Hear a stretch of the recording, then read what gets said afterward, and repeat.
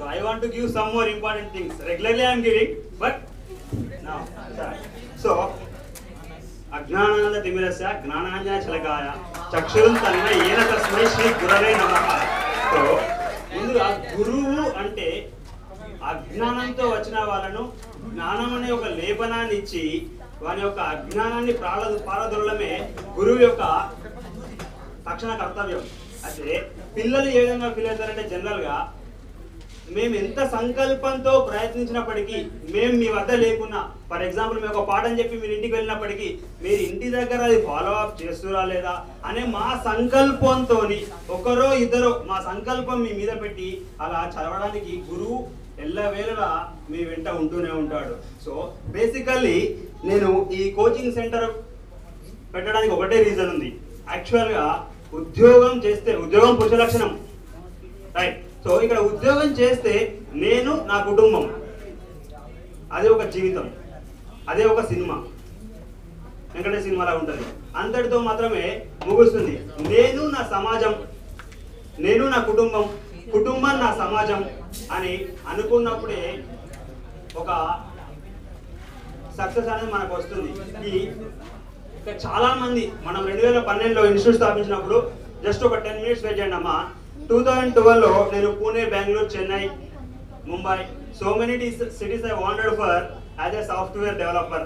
So ఒకటి మాత్రం observe చేసిన, సాఫ్ట్వేర్ డెవలపర్ జాబ్ చేసేటప్పుడు కానీ నేను కంపెనీలో ఉన్నప్పుడు కానీ బేసికల్గా ఏ ఎంప్లాయ్ అయినా మార్నింగ్ వెళ్ళడం, ఈవినింగ్ రావడం, ఈవినింగ్ వచ్చిన తర్వాత మరి నెల కాగానే నెల జీవితం ఏంది అదే లోకంతో ఉన్నాడు. అసలు మరి సమాజంలో ఏం జరుగుతుంది, మన వంతుగా ఏం చేయాలి అనే ఒక ఎలాంటి ఆలోచన లేకుండా సాధారణ జీవితం గడుపుతుండు. కాకపోతే నాకు ఒకటే లక్ష్యం చిన్నప్పటి నుంచి, నేను చేయగలుగుతా ఎవరు లేకున్నా అనే ఆ నమ్మకమే నాలో ఇంతటి కష్టాన్ని ఫాలో అప్ చేయగలుగుతున్నా. ముఖ్యంగా ఏంటంటే 2012లో స్థాపించినప్పుడు మా మెయిన్ బ్రాంచెస్ సిద్దిపేటలో మేము ఫస్ట్ స్థాపించినాము. సో మేము ఇనాగ్రేషన్ చేసిన రోజు మాకు ఇంతటి ధైర్యాన్ని స్ఫూర్తిని ఇచ్చిందంటే ఈరోజు వాళ్ళు లేరు ఇక్కడ, పనిసార్ వాళ్ళ అమ్మ నాన్న ఏంటంటే వాళ్ళు. సో ఒక చిన్న బ్రీఫ్ హిస్టరీ చెప్తా అమ్మా. పనిసార్ వాళ్ళ అమ్మ సెంట్రల్ గవర్నమెంట్ ఎంప్లాయీ, పనిసార్ వాళ్ళ డాడీ కూడా state government employee as a bench clerk in జిల్లా magisterial court, and she is also central government employee. ఆయన అదృష్టం మరి ఏ విధంగా ఆయన తలుచుకుంటాడో గవర్నమెంట్ జాబ్ కొట్టగలుగుతాడు. Within 6 months he will get the government job. I know very well. But వాళ్ళ ఫాదర్ కానీ వాళ్ళ మదర్ కానీ నన్ను నమ్మి ఈ జాబ్ చేస్తే, ఫర్ ఎగ్జాంపుల్ వాళ్ళ అమ్మ కానీ వాళ్ళ నాన్న కానీ మేము చాలా రిక్వెస్ట్ చేసినా వాళ్ళు రమ్మని, బట్ లీవ్ దొరకలేదు. సో ఒక ఉద్యోగంలో లీవ్ దొరకాలంటే అంత ఈజీ విషయం కాదు. ఇక్కడికి మన దగ్గరకు వచ్చిన ఫ్యాకల్టీస్ కూడా అతి కష్టం మీద, ఫోర్స్ మీద మేము వాళ్ళకు ఒక 1 hour 2 hour అడ్జస్ట్ చేసుకొని మేము రిక్వెస్ట్ చేసి తప్పించుకున్నాం తప్ప. అంటే ఉద్యోగంలో ఎన్ని బాధలు ఉంటాయంటే అన్ని రకాల తట్టుకోవాలి. సో ఆ ఉద్దేశం కొద్ది వాళ్ళ అమ్మా నాన్న వాళ్ళు ఏం చెప్పారంటే, మేమిద్దరం గవర్నమెంట్ ఎంప్లాయీస్, ఈవెన్ మా పింఛన్ వచ్చిన నీకు సరిపోతుంది బతకడానికి, కాకపోతే నీకంటూ ఒక గుర్తింపు కావాలి. ఈ రోజు ఒక వరంగల్ కానీ, ఒక నిజామాబాద్ కానీ, ఒక కరీంనగర్ కానీ, ఒక ఆదిలాబాద్ కానీ ఏ డిస్టిక్లోనైనా మేము ఒక వాల్ పోస్టర్ కొట్టించినాం. ఆ వాల్ పోస్టర్లో నేను ఏం పెట్టినా అంటే తెలంగాణ రాష్ట్ర ఏకైక ఈసెట్ విద్యా సంస్థ. అంటే ఈసెట్ అనేది ఒక 17 నుంచి 20 సంవత్సరాల ముందు నుంచి ఉందమ్మా. 97, 98, 99 ఆ సమయంలో ఏంటంటే ఈసెట్ ర్యాంకు కొట్టడానికి హైదరాబాద్ నుంచి, రాయలసీమ నుంచి, విజయవాడ వెళ్ళి కోచింగ్ తీసుకునేవాళ్ళు. అంటే మీకు ఇప్పుడు బీటెక్ సీట్లు ఫ్రీగా దొరుకుతున్నాయి, 25,000 మీకు రిటర్న్ ఇచ్చేసి అడ్మిషన్ చేసుకున్నారు. దాని ఇంపార్టెన్స్ మీకు తెలియట్లేదు. అంటే ఒక్కొక్క కోచింగ్ సెంటర్లో 20 నుంచి 30 బ్రాంచెస్ వచ్చేసి అంత పెద్దగా నడిచిన ఈసెట్ విద్య. ఎందుకంటే అప్పుడు డిప్లొమా నుంచి బీటెక్ సెకండ్ ఇయర్ పోవాలంటే ఈసెట్ ఎగ్జామ్ లో ర్యాంక్ వస్తేనే, అంటే తక్కువ సీట్లు ఉండేది, దట్ ఈస్ 10%, అంటే 6 సీట్లు ప్రతి కాలేజ్లో. అప్పుడు ఎంత కష్టమైందంటే అంత కష్టంగా ర్యాంక్ ఉంటుంది. ఇప్పుడు 20% చేశాడు అంటే 12 సీట్లు, అంటే దాని ఇంపార్టెన్స్ మనకు తెలియట్లేదు. సో ఈ 20%లో కూడా మేము ప్రతి కళాశాలకు వెళ్ళి ఏ విధంగా మోటివేట్ చేస్తున్నామంటే, నువ్వు చదివితే మంచి కాలేజీలో చదువుకో. మంచి కాలేజీలో ఎందుకు చదువుకోవాలంటే, నేను బేసిక్గా ఒక చిన్న ఇన్ఫర్మేషన్ ఇస్తామమ్మా. నా లైఫ్లో జరిగింది. I paid 3.5 lakhs for my MCA. నేను 2004-5లో ఎంసీఏ సీట్ కోసం వచ్చిన. నేను ఇంకా డబ్బులు పెట్టిన గొప్పదనం చెప్పట్లేదు ఇక్కడ. నాకు because of lack of awareness, ఈ ల్యాక్ ఆఫ్ అవేర్నెస్ అంటే నేను ఏ కళాశాలలో చదువుకోవాలి, ఏ కళాశాలలో చదివితే ఏ ఉద్యోగం వస్తుంది, ఏ జాబ్ రావాలంటే ఏం చదువుకోవాలి నాకు తెలియదు. దాంతోపాటు నాకు 2000 సంవత్సరంలో ఎస్ఎస్సి అయిపోయిన తర్వాత పాలీసెట్ ఎంట్రన్స్ సీప్ ఎంట్రన్స్ రాసి నాకు 1989 ర్యాంక్ వచ్చింది. కానీ నేను ఏ హెడ్ మాస్టర్ దగ్గరికైనా, నేను ఏ చదువుకున్న వ్యక్తి దగ్గరికైనా ఒక్కరు కూడా నువ్వు పాలిటెక్నిక్ చేయను ఆయన అని చెప్పలేదు. సరే ఇంటర్మీడియట్ నేను ఒక కార్పొరేట్ కళాశాలలో చదివినాను. ఇంటర్మీడియట్ చదివేటప్పుడు అక్కడ ఐఐటి జేఈ అంటారు, లేదంటే మెయిన్స్ అంటారు, లేకపోతే AEEE అంటారు, ఎన్నో చెప్పిరు. అరే నాయన ఇంటర్మీడియట్లో చదువుకుంటే నీకు ఈ లైఫ్ ఉంటుంది, తర్వాత నువ్వు గ్రూప్స్ జాబ్స్ ఉంటాయి, సివిల్ జాబ్స్ ఉంటాయి, లేదంటే ఈ జాబ్స్ ఉంటాయి, ఆ ప్రైవేట్ సెక్టర్ అంటే public sector. There is also no guidance for me.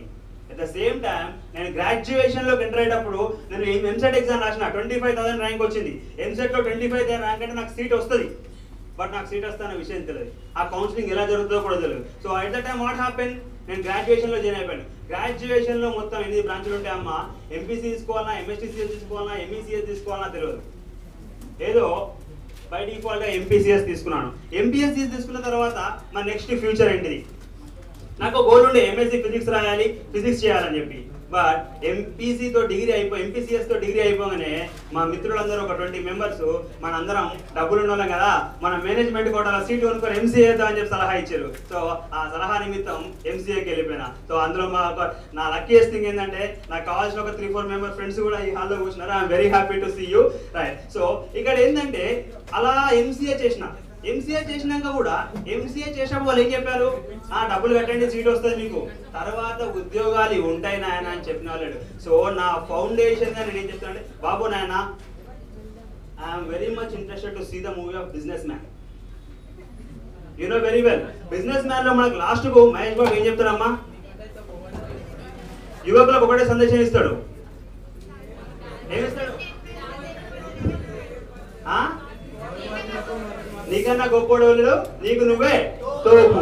So అదే కాన్సెప్ట్ తో నేను ఏంటంటే నా ద్వారా ప్రతి సంవత్సరం ఒక 10 నుంచి 12 మందికి ఉచిత విద్య ఇవ్వాలి.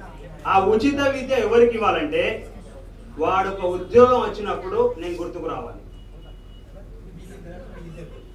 జాగ్రత్తగా వినండమ్మా. ఇక్కడ ఉచిత విద్య నేను 12 మందికి ఎందుకు ఇస్తున్నా అంటే మిగతా వాళ్ళందరికీ నేను నా జ్ఞానాన్ని నేర్పుతున్నా. ఇక్కడ నా జ్ఞానం అంటే ఏంటంటే మీరు డిప్లొమా అందరు చదువుతున్నారు, MP what is that CME కావచ్చు, ఈసీ కావచ్చు, ఎలక్ట్రికల్ కావచ్చు, మెకానికల్ కావచ్చు, ట్రిపుల్ ఈ కావచ్చు. సో ఇక్కడ ఎంత మందికి అజ్ఞానంతో ఉంటారు అంటే డిప్లొమా తర్వాత ఒకడు ఏరోనాటికల్ చేస్తా అంటే ఒకడు అది చేస్తా అంటే ఒకడు ఇది చేస్తా అంటాడు. బట్ వాళ్ళకున్న డౌట్స్ మొత్తం క్లారిటీగా ఇచ్చి అంటిల్ అండ్ అన్లెస్ వాళ్ళు కాలేజీలో జాయిన్ అయ్యే వరకు, ఈవెన్ మన స్టూడెంట్ పవన్ ఉన్నాడు. సో ఈయన మనకు 2010లో డిప్లొమా అయిపోయింది. అప్పటి నుంచి ఇప్పటి వరకు కూడా I'm maintaining the communication with him. మనకేమైనా వస్తుందా, will I get anything, I don't get anything, yes or no? Yes. Even though today morning I format my phone, but I found that phone number in Facebook. I was called today morning only. Is attended. So and first call ఎలా job వచ్చినాక ఎట్లా first వాళ్ళ friends కి చెప్పుకుంటాడు, with 6 lakhs package in Fortune 500 కంపెనీలో bank of అమెరికాలో ఉద్యోగం వచ్చింది అన్న, నాకు ఒక 3-4 ఉద్యోగాలు వచ్చినాయి, ఏ ఉద్యోగాలు చేరాలి question mark. Yes or no? నాయనా మీకు 4 ఉద్యోగాలు వచ్చాయి, ఏ ఉద్యోగం చూస్ చేసుకోవాలో తెలుసా? అర్థమవుతుందా? సో అక్కడ కూడా గురువు అనేవాడు మీకు ఎల్లప్పుడూ ఉపయోగపడుతూ ఉంటాడు. గురువు అంటే ఎల్లప్పుడూ మీ ఆత్మలో ఒక భాగం, అంటే మీ వెంటనే ఉంటాడు ఎప్పటికీ. తన స్వార్థం ఏముండదు, తన జ్ఞానాన్ని నలుగురికి పంచడమే గురు యొక్క లక్ష్యం. సో అందుకోసం ఏంటంటే ఇక్కడ ఈ సెట్ ర్యాంకే కాదు నాకు కావాల్సింది. నేను ఫస్ట్ నుంచి కూడా ఒకటే చెప్తా మన అకాడమీలో ఉన్న విద్యార్థులకు, నాకు ఈ సెట్ ర్యాంకే కాదు, డిప్లొమాతో ఉన్న ఏ ప్రభుత్వ ఉద్యోగమైనా పర్వాలేదు, మనం ఆ ఉద్యోగం సాధించినాం అనుకో నీకు నువ్వే తోపు, నీకంటే తోపోరు లేరు. అదే కాన్సెప్ట్ నేను నమ్ముకొని now I'm working and for future also I'm working. So ఇక్కడ మీరు కొంచెం దూరం లాంగ్ డిస్టెన్స్ గట్కేసారు అట్లాంటి వాళ్ళు ఉన్నారు, కొంచెం పేషెన్స్ గా ఓపిక పట్టండి. మీకు డైరెక్ట్ బస్ ఉంది 8:30కి Ghatkesar bus, don't worry about that, right? So and thank you for coming to here, okay, and wish you all the best.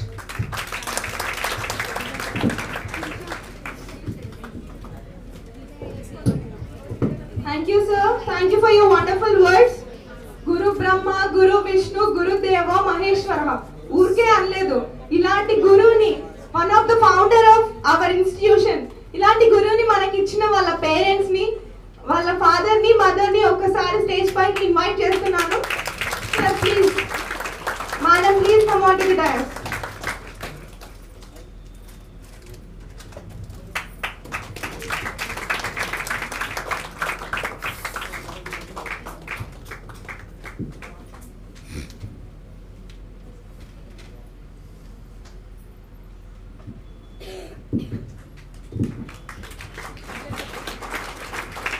Give them a big round of applause.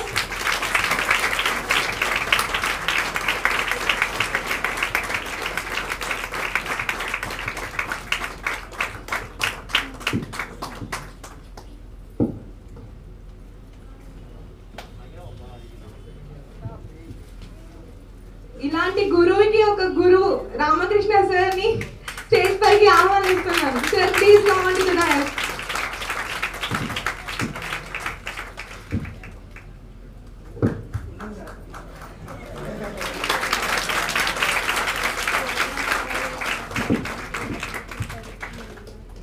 So ఇది ఎప్పుడు గురువు గొప్పదని కాదు, శిష్యులే గొప్పదనం.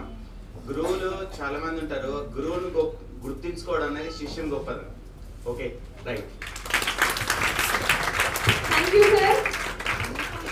Now I request Kirtika, state 45th rank, 47th rank, to come on to the dais and share her views.